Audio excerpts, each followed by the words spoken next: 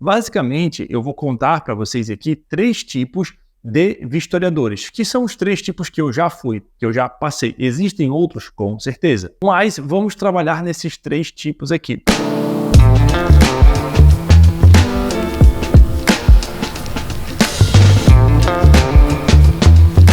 A ideia não é trazer para você o que é melhor, dizer para ti qual é a tua orientação, até porque você, enquanto pessoa individual, se identifica com cada tipo de trabalho, cada perfil, vamos dizer assim. E tá tudo certo, não existe um melhor ou um pior, um errado ou um certo. Vamos trazer ali algumas questões de vantagens e desvantagens entre um e outro, mas a decisão entre o que ser, ela é sua, tá bom? Vamos lá então. Quais são os 3 tipos que a gente separou aqui para conversar com vocês? Eu vou pela ordem cronológica do que eu já fui. Nós temos os tipos que é o vistoriador que CLT, vamos dizer assim, ele é funcionário, o vistoriador funcionário de uma imobiliária, combinado?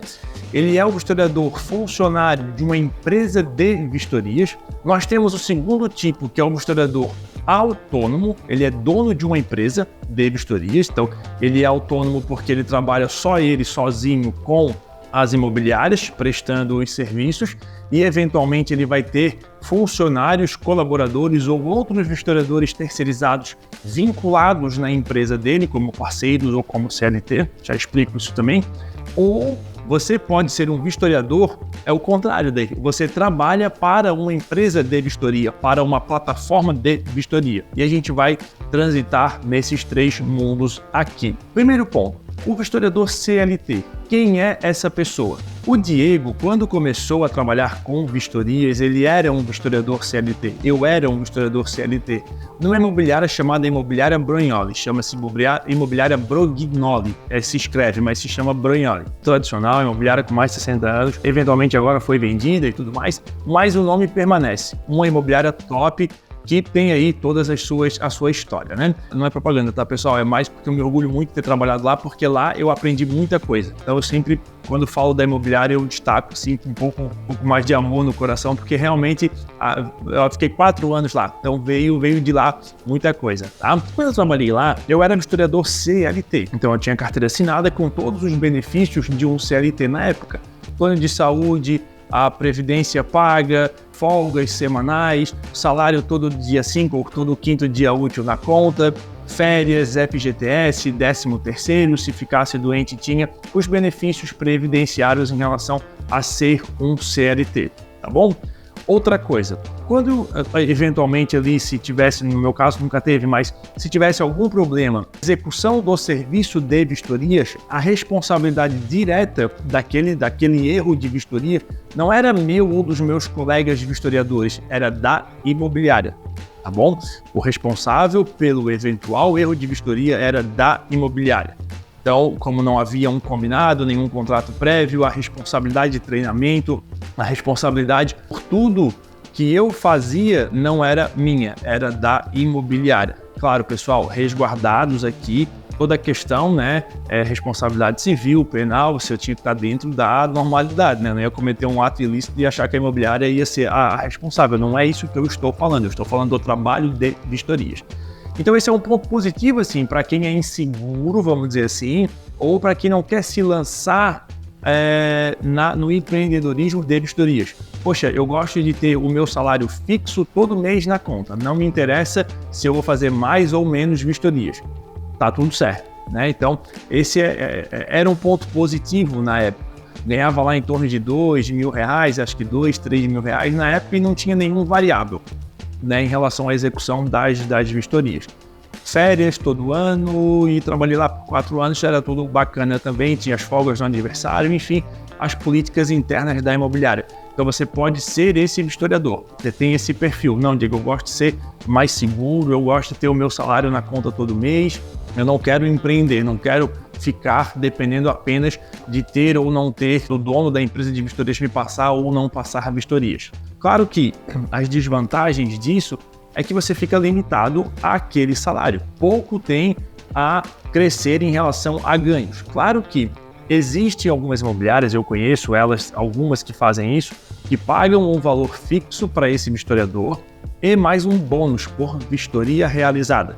Então tem imobiliárias que fazem isso, R$10, R$15, aí no final do mês esse cara fez lá ou um pouco mais, talvez fez lá 100 vistorias, soma isso no salário dele e outros benefícios também, outras formas de premiação. Não teve contestação, mais um bônus. Isso depende da imobiliária. Fato é que existe esse vistorador. Então, você acompanhando e aprendendo aqui conosco, você pode viver de vistoria trabalhando para uma única imobiliária. Então, acontece imobiliárias ali que às vezes tem entre 20, 10, 30 vistorias por mês, preferem ter um vistorador próprio, ele faz 1 ou 2 vistorias por dia e acaba ali tendo o seu dia ocupado. Ou, isso aí você tem que ficar atento também. Pode acontecer de você ser vistoriador da imobiliária e fazer mais alguma coisa. Geralmente na imobiliária, vistoriadores cuidam da vistoria e da manutenção também, atendendo os recados, as ligações de manutenção aí dos clientes ou alguma outra função na rua. Pode acontecer de agregar essas outras tarefas no seu dia a dia e você já não é mais só vistoriador. Então você vai trabalhar com outras situações também. Eu fiz isso. Lado bom, aprendi um monte de coisa. Então foi bacana também, mas tem gente que não gosta. Fui contratado para isso, eu vou ser só isso. Tudo bem, é uma escolha sua, não tem problema nenhum, tá? Então esse é o primeiro tipo de historiador CLT.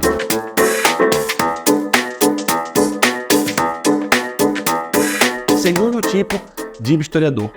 Aí já é a minha segunda etapa na minha vida também, enquanto vistoriador. Um vistoriador autônomo, aquele que se lança no mercado para prestar serviços não só para uma imobiliária, mas para várias imobiliárias e, eventualmente, ter os seus colaboradores. Eu, na época, tinha uma empresa chamada Vistoria 360. Eu não registrei esse nome na época. E aí hoje, se você pesquisar, tem um monte de vistorias, de empresas de vistorias com esse nome, software com esse nome. Então é um nome bacana, assim, né? Um nome que pegou, vamos dizer assim, foi bem legal. Então na época eu comecei sozinho, comecei atendendo aí algumas imobiliárias em Florianópolis, mas foi rapidinho, assim, coisa de 1 mês, 2 meses, talvez um pouquinho menos, eu já vi a necessidade de contratar um historiador. Naquele tempo ainda não era muito seguro, juridicamente falando, terceirizar esse serviço, ou seja, eu ter um historiador como um MEI, por exemplo. Porque eu ia comandar os serviços dele, eu ia pagar ele mensalmente, eu ia dirigir essa pessoa. Então ela se encaixava muito mais como um funcionário colaborador do que um prestador de serviço. Então na época eu optei por contratá-los como CLT. Então eu cheguei a ter aí quase, acho que 8 ou 9 historiadores CLT trabalhando ali conosco, com tudo certinho. Nesse caso, galera, era a minha pele no jogo, né? Então era a minha pele no jogo ali, bolando o preço de vistoria, contratando os historiadores, contador, sala comercial, energia elétrica, toda aquela questão administrativa que envolve ter uma vistoria, ter uma empresa de vistoria. Hoje em dia, isso tudo já está muito fácil. Naquela época, a primeira coisa que quando eu ia oferecer os meus serviços, as imobiliárias perguntavam assim, onde que é o teu escritório? Era praticamente um requisito para você ser uma empresa confiável, você ter um escritório. Você tinha que ter um endereço. Então eu tive que alugar uma sala, gastar quase R$1.000 por mês e isso tudo foi compondo ali os meus custos. Hoje em dia está mais fácil, hoje em dia as imobiliárias já não querem saber muito disso, né? Estou falando aqui da cidade e nas outras cidades que eu trabalhei.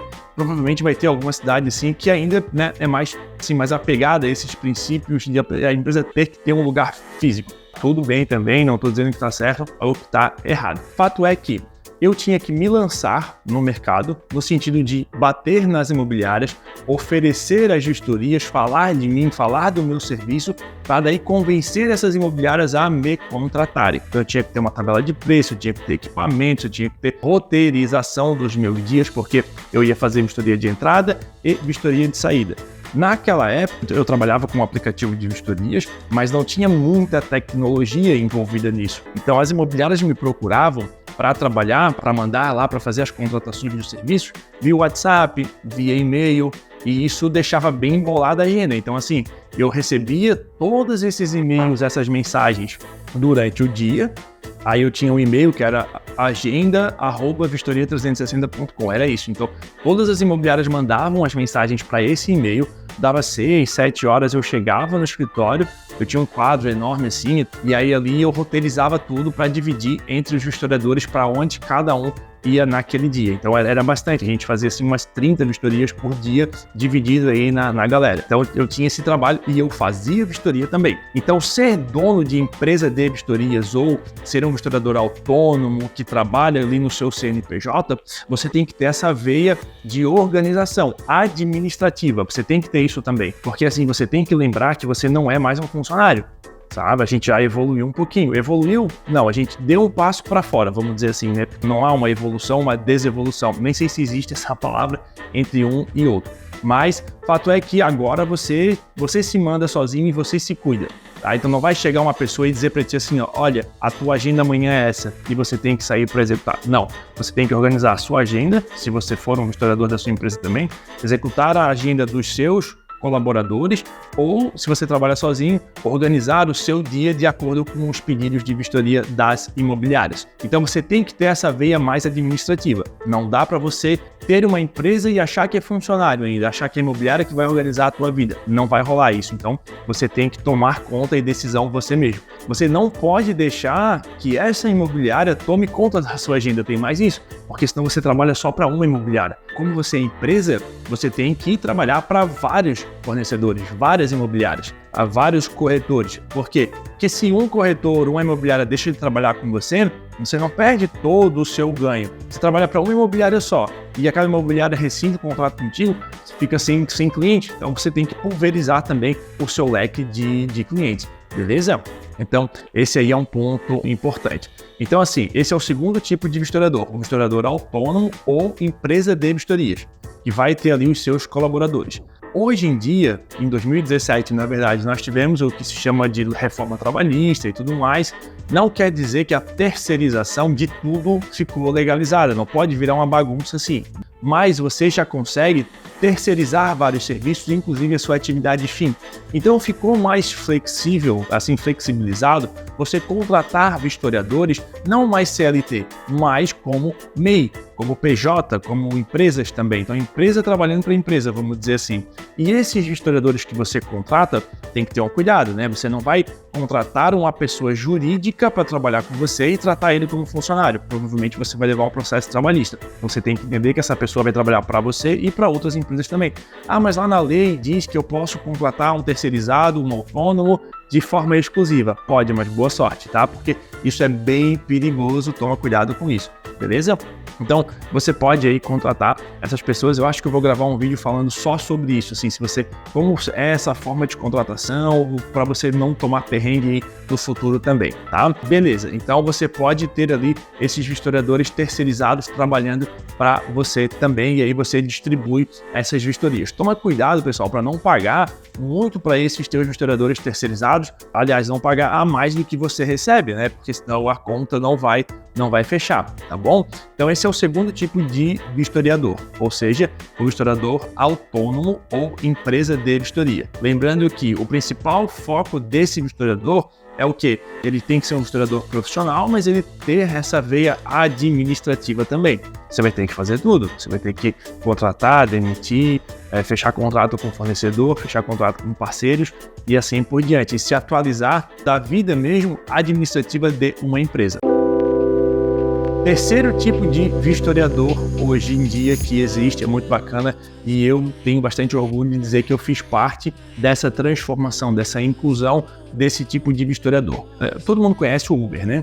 Então tem lá os seus motoristas e tudo mais, onde tem, de um lado, a gente tem as pessoas que precisam de um motorista, de corridas, e do outro lado eu tenho um carro por aí esperando para pegar essa corrida, né? E tem o Uber no meio disso tudo aí. E existem algumas empresas, e uma delas eu ajudei a fundar o serviço de vistorias lá dentro, que é o seguinte: é o vistoriador que trabalha para empresas de vistoria ou plataforma, mas não de maneira exclusiva, tá? É sob demanda.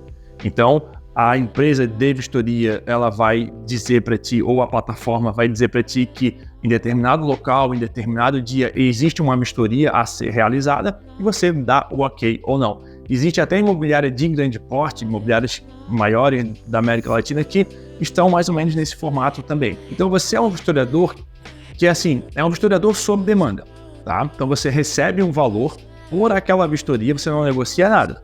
o valor aparece ali e você aceita fazer aquela vistoria por aquele valor. Então tem imobiliárias, tem empresas de vistoria, tem plataformas de vistoria que fazem esse tipo de transação. Você não é responsável por negociar preço com a imobiliária, você não é responsável por negociar horário com essa vistoria, salvo algumas exceções. Você não é responsável por praticamente nada, só executar a vistoria, mas você é responsável pela qualidade da sua vistoria.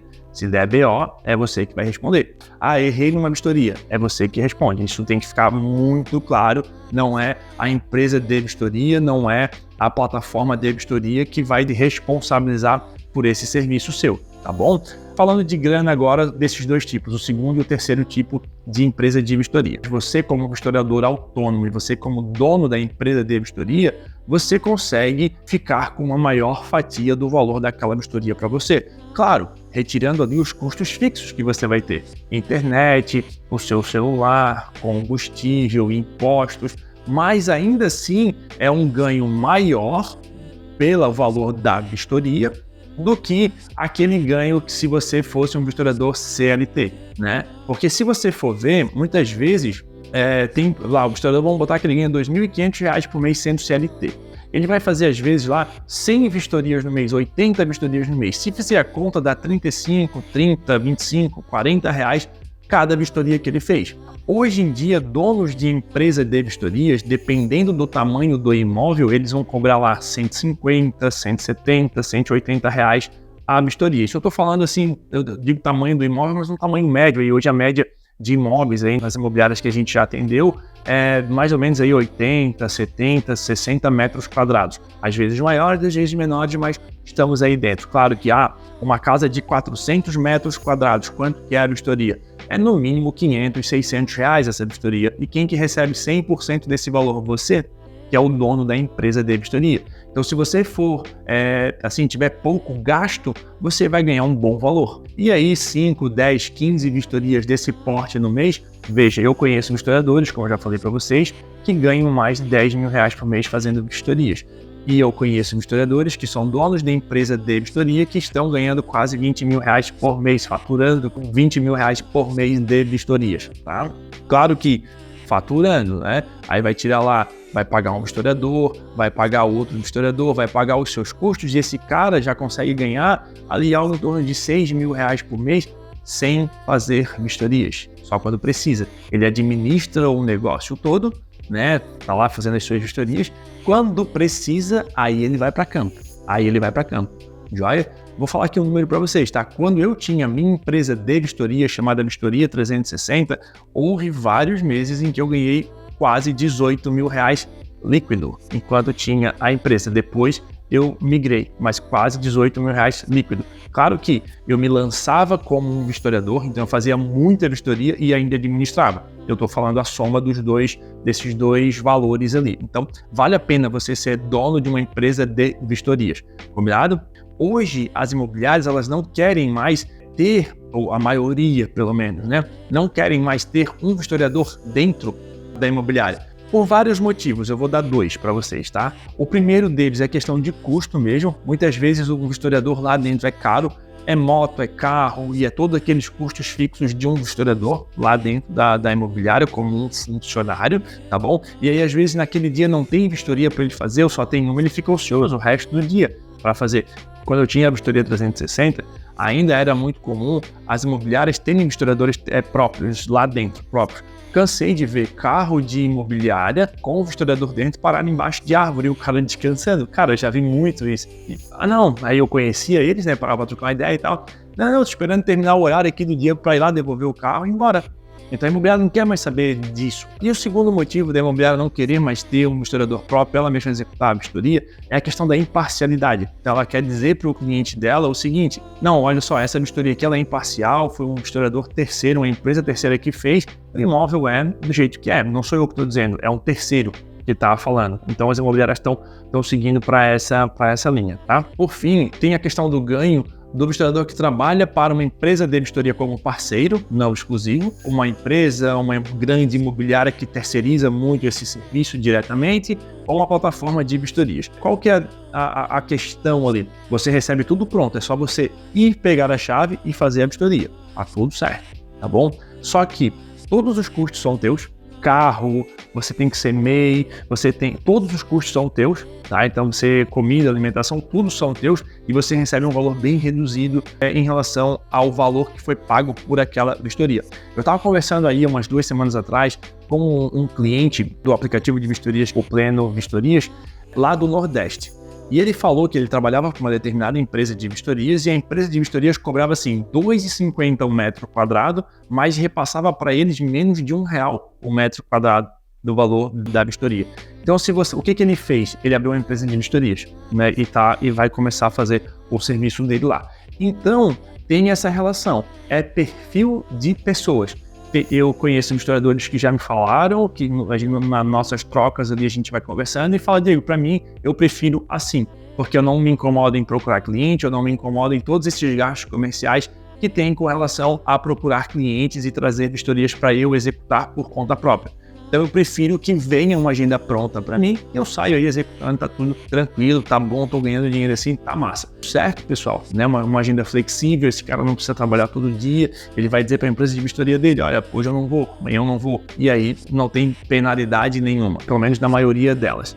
Só que tem o outro lado, né? Então se você tem uma veia, pô, eu quero ganhar grana, eu quero fazer dinheiro, eu quero me estabelecer na vida, eu quero viver de vistoria, então talvez eu vá empreender em trabalhar por conta própria e fazer vistorias por conta própria para pegar os 100% desse valor para mim e eu vou dar conta dos meus custos fixos, eu vou ver o que eu consigo fazer aqui para tocar para frente. Volto a dizer, pessoal, existe um certo e um errado? Não, não existe um certo e um errado, porque nós não somos iguais. Cada pessoa tem um perfil que vai se encaixar. Qual que é a unanimidade disso? É que dá sim para você viver de vistoria, trabalhando como CLT, sendo um funcionário de uma empresa de vistorias ou de uma empresa, de uma imobiliária. Dá para ganhar dinheiro você sendo uma empresa de vistoria, um historiador autônomo, ou dá para ganhar dinheiro você trabalhando para empresas de vistoria, não como freelancer, mas também não como exclusivo. Então assim, dá para viver de vistoria nesses 3 formatos, beleza? Fato é que o mercado está super aberto. Hoje, toda locação que é feita por uma imobiliária, principalmente, é necessário uma vistoria por questão de seguro, por questão da própria condição ali do imóvel. Então, assim, tem muito mercado para você ganhar grana nisso, tá? Então, assim, hoje, se eu fosse trabalhar como historiador, eu me arriscava em 2 formatos. Vou dar a minha opinião, pessoal. Tá certo, tá errado, não sei, mas eu vou me posicionar aqui porque eu gosto também de falar, tá bom? De me posicionar aqui também. O que eu faria hoje? Hoje eu teria os meus clientes próprios, com certeza, porque as empresas grandes de vistoria não conseguem atender todos os clientes, isso é impossível. Vai ter uma imobiliária lá no seu bairro que eles não vão conseguir chegar, mas eu também me manteria cadastrado nessas empresas de vistoria que mandam vistoria pra gente, porque eles são acostumados a atender empresas grandes, eles têm um fluxo de trabalho legal e às vezes você não vai ter vistoria lá com a imobiliária do teu bairro, mas você vai ter aqui com essas empresas de vistoria, tá bom? Então isso é algo que você pode trabalhar nesse formato. Para você montar uma empresa de vistorias, eu vou explicar num outro vídeo também, mas assim, não é caro, tá, pessoal? Não é caro e você consegue sair andando com uma empresa pronta, com um custo muito barato, e eu vou explicar isso para você no próximo momento, tá bom? Por hoje é isso, um forte abraço e até mais. Tchau, tchau.